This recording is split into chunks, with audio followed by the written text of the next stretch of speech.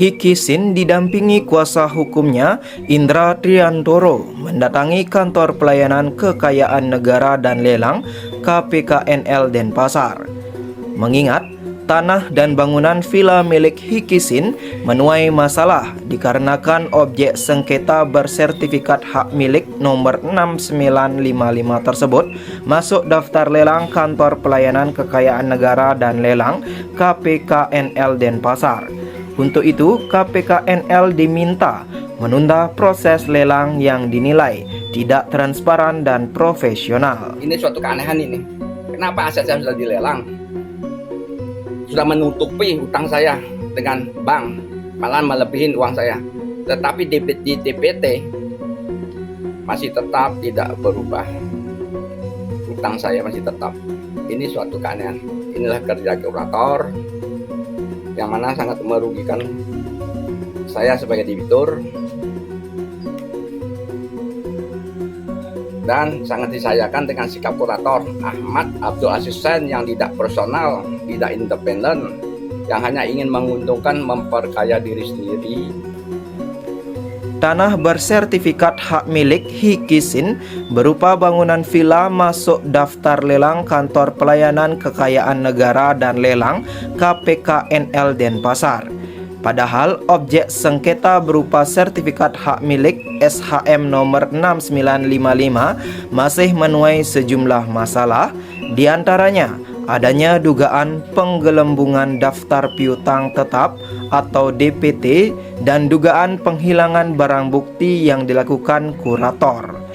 Hingga saat ini, objek sengketa masih dalam tahap penundaan kewajiban pembayaran hutang PKPU yang dikelola debitur supaya bisa menutup hutang ke kreditur.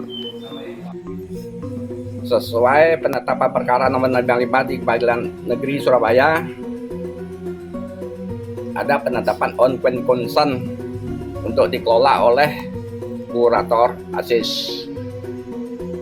Nah, tetapi di dalam perjalanan untuk dikelola oleh kurator Aziz dan hakim pengawas memerintahkan semua pendapatan dan pengeluaran harus melalui rekening kepilitan Bank BTN atas nama Ahmad Abdul Aziz dan CC Hikisin.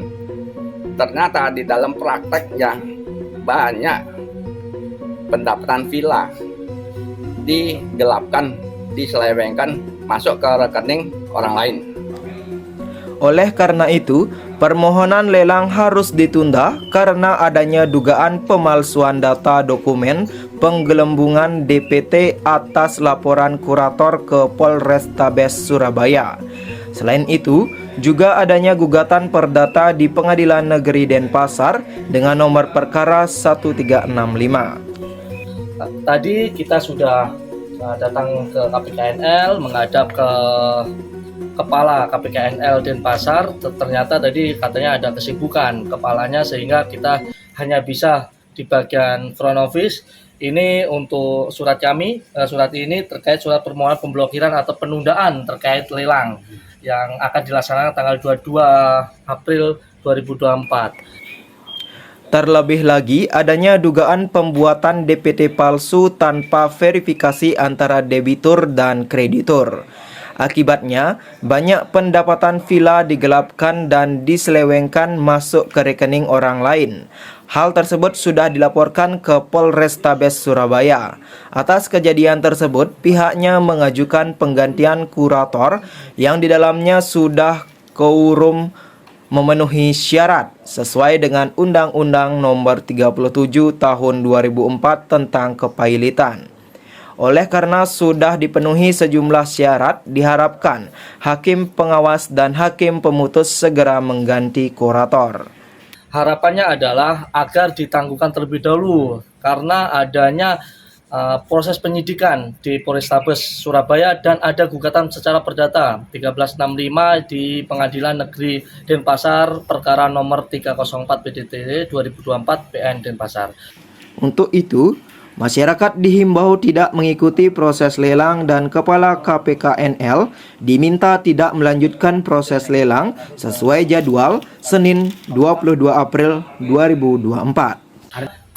Kami mengimbau kepada masyarakat luas agar tidak melakukan proses lelang tersebut. Selain itu, kami mengimbau kepada Kepala KPKNL agar ditangguhkan terlebih dahulu. Kalaupun itu masih dipaksakan, ada diduga indikasinya ada persekongkolan terkait menghilangkan barang bukti, dan kami akan sudah menembuskan di sini, surat kami sudah menembuskan ke Presiden, ke Menteri Keuangan dan Dirjen, sehingga kami akan menempuh jalur hukum berikutnya apabila itu tetap dipaksakan.